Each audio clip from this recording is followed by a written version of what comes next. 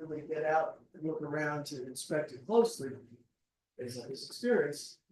And then he says, if it's fine, he can move on. He doesn't have to do anything. But if it doesn't comply with his evaluation of what he would consider to be a completed landscape maintenance site, he puts a little check mark into the system that we use. It's called Cartograph. It's owned by OpenGov, and enables those items in the work order for that week to be notified, and that will generate an email to the vendor to go, hey, you need to go back and read that site before you build it for it. So that's a long, shaggy process, and we have to automate it. And yeah, now it's better than it was before, because all he has to do is have an app open on his phone and checkbox. But would it be better to be able to just drive by and just give it a voice command, or have the app review it, and then he can like feed that information from a video standpoint to the system, and let the system, based on his expert guidance, his expert man, human in the loop, provide additional information if that site is not acceptable, update the application, or notifies the vendor. So that's one workflow that I see for this kind of thing, where people are already being tasked. And what if he's sick that day? What if he's sick 2 days in a row? What if he has to go take vacation? Who's going to do the inspections? Someone could drive around with an informed environment, informed, camera and an LLM, and just video each site as they go. Take it one step further. What's that? Take it one step further, just put cameras and nobody needs to drive around. Well, and that's a good point too. So we're on the verge of that to some extent, but the cameras in and of themselves have their own issues with line of sight. And there are cameras. Well, and again, it's all those mitigating factors in terms of a comprehensive deployment. Listen, there are cameras. Then, again, drones, you have human operators. You know, there are cameras. We've done that. We were monitoring the progress on our fire station floors being built. We flew that numerous times. But yeah, you gotta have to have a human who's an eyesight of his drone, their drone. And approval from the. And you gotta get an FAA approval. Also, We're just south of the airport. also residents have We- been upset too. What is that drone going over my swimming pool while I'm? Yeah, when my wife is naked sunbathing. There are cameras. You look, drive on US 1 south, next Temple Judea. You'll see a portable 4 cameras device. And this is moving around. So every time that there is a big scene of terror, like they have some Jewish services, and they're afraid that some terrorists will come and shoot the temple, they put it right in front with 5 police cars parked around to tell the terrorists go to somewhere else. And then they move it around.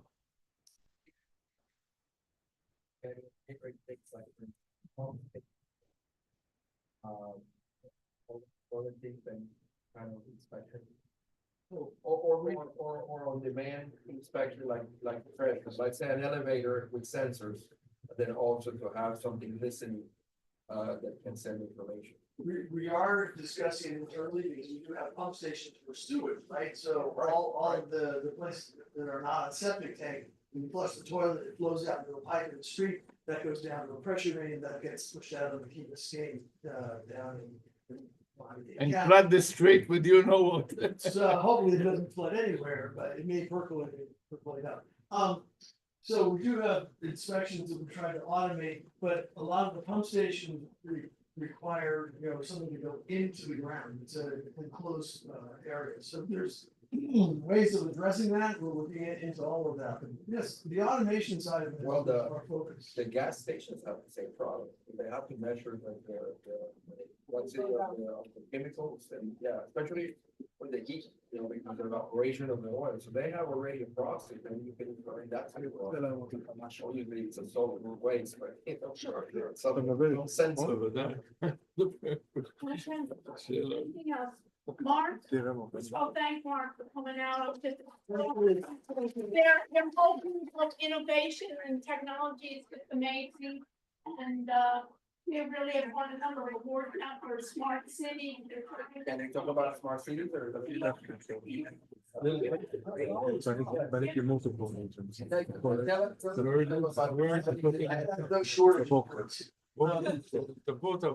So smart city. This has been a process that we initiated just before 2018. Deploying IoT and smart sensors into the environment. Very small scale, very small footprint. It's grown out over the years. So, if I dare, You wanna go in?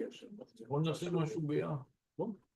תבוא כאילו, זה ההפי האוור כאן, יש לנו את ההפי האוור, זה דאונטאון מיאמי. עוד אחד, כן? כן. אוקיי, אבל תשתי בזבז. אז אני קצת חופשי. אז תבוא, דאונטאון מיאמי. did I do it? Did I do it? Yes, Yes, yes, I did it. funny. Okay, So two elements here. One is our smart city application, which is basically a clearinghouse for all the things and services that we're doing from an information technology standpoint. So what we have across the top, we have a data marketplace where you can go in and access data, various types of data. There is the ability to see what's going on in the city through these various links to support that we have. So you can see transparency about the annual report, how money is being garnered and collected, what it goes to. There are tools for you to use on the website. This is a kiosk in the open that you can go interact with. It's got a touch screen. You can get information about the city. We have reports for police to citizens, so you can, request information. This was a new website we just recently created on behalf of the city. Because the prior vendor, we had changed vendors and the new vendor did not have an actual ability to collect crime data for citizens. An app store, so all these different applications that we have in the city. I'm gonna keep it simple. Other services and what have you that the city, you can access to. You can pay your stormwater bill, you can pay special assessments. But to the issue of smart city, the Internet of Things, we have sensors, as you can see, there's a host of these different services being enabled. And I really like this picture because this, can't see it that great, but this is an integrated IoT sensor. It's got audio, it's got video. You can talk to it if you need to report something. It's got gas sensors. It can detect gunshot and triangulate with other sensors. So The it air can- it can quality. view- It can, yeah, air quality. It can view traffic and knows directionality. It can count cars, it can count pedestrians, it can count bicycles. So this is one of many that's in the wild here in the city. Or there in the city. so what? Are you able to take action on traffic, like modify lights and things like that? That's coming. We're The in an next version. arrangement with the Pacific Northwest National Laboratories doing research on traffic control using connected vehicle data, as well as sensors in the road and timing controls on lights. We've arranged things with the county so that we have control on a couple of lights. So we can monitor the gases from idling traffic and let the traffic flow. We can monitor the movement of traffic across intersections and directionality and that sort of thing. We're into phase 2 of that. The second year of it is ongoing now. These sensors here, these are as part of an Intuvision, who's the vendor, analytics sensor. So this is counting cars and pedestrians are in different parts of the city. This is all the sensors. So this is just one area of the city, the downtown financial area. This is online right now. You can go to coralgables.com. coralgables.com, you scroll down the page and there's smart city right there. But in parallel to the smart city, Is there any of those data sets available? all of it. All of it, Bill. Yeah. That's the key. What the problem is, and where I see the bottleneck is, we have so much data. How do you make sense of it? Yeah, That's so- how you integrate it. That is the key, because now it used to be, oh, I have to pay for my data. We got so much data, we get it free. My contention and what we're always trying to struggle with is how do you analyze it and how do you make it and it's readable to the decision maker? Okay, so here's my mantra. So data is BS. I don't care about data. What I need is information, but even information is just another layer below it. Right. What I want is knowledge. And what knowledge is constituted of is the information, and the experience. How does it impact people? What is it, what is its purpose and how is it useful? So the How do you take voters, that the in? voters recognize it. Most of the voters and the residents have no clue whatsoever. Well, and in fact, that's the case. When you go to City Hall with a complaint, you're complaining about a thing, not a data and not information. It's like, what is the point of public notice? The point of public notice is to know that when the commission is going to meet or when a board is going to meet, they're going to be discussing certain items on an agenda. And that is not information, that is knowledge. That is the kind of thing you use when you go to the grocery store to buy whatever you're gonna buy because you know you don't have it in the refrigerator or in the cupboard.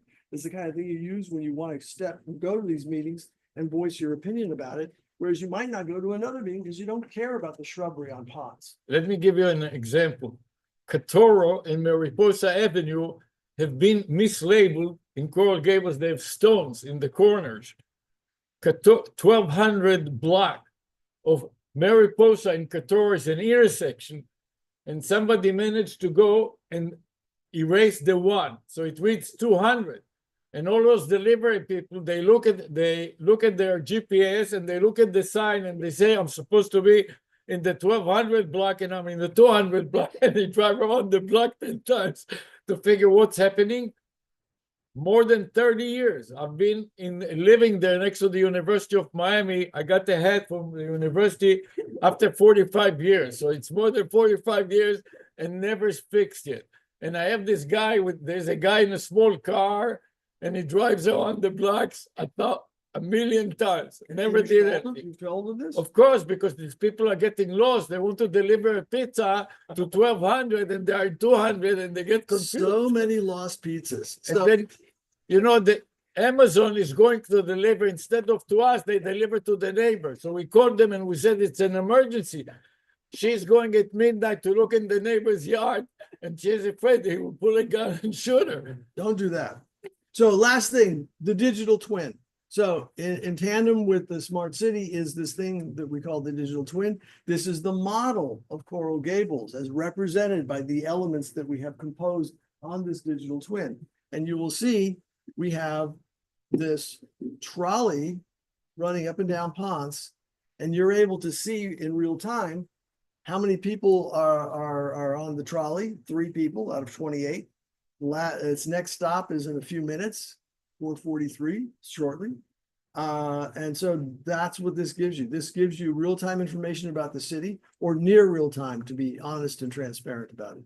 So we have buildings that are real buildings in the city. So this is an aerial image from flights twice a year from vendors. So this is a clip that we drew out of a mesh and we placed it there.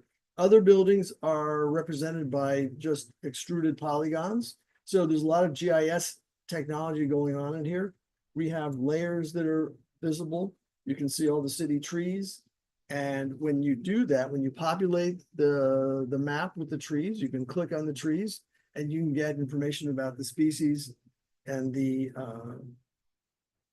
and the information about the tree itself, its height, etc. It's not giving me what I want. It's not giving me what I want. There it is. And this is your part, right? Pardon? Of the digital. Yeah, twin. this is And they- what we're now. Get in touch with Mark or his AI. And my AI will not be present for a while. We'll get it. Like, Up, I think. Okay, we are past due the end, and don't forget the happy hour. Please stay with us after the class, and then we will continue in the happy hour. Thank you very much. Thank you. Thank you. He enjoyed it. We love it. A lot in a short time. As usual, so much to say. Okay, what do you you guys are probably used to like 2-hour class, 3-hour class, Right, right? A semester, what do you think? What is your name? Yossi. Yossi. It's a semester. Okay, great. Okay, thank you so much. We're gonna try to wrap up quicker. So we'll see you in the happy hour, and we'll continue the discussion in the happy hour. And Mark, Right, thank thank you you. again. oh, you're very welcome. Patricia, to send me, you're just so good. Yeah.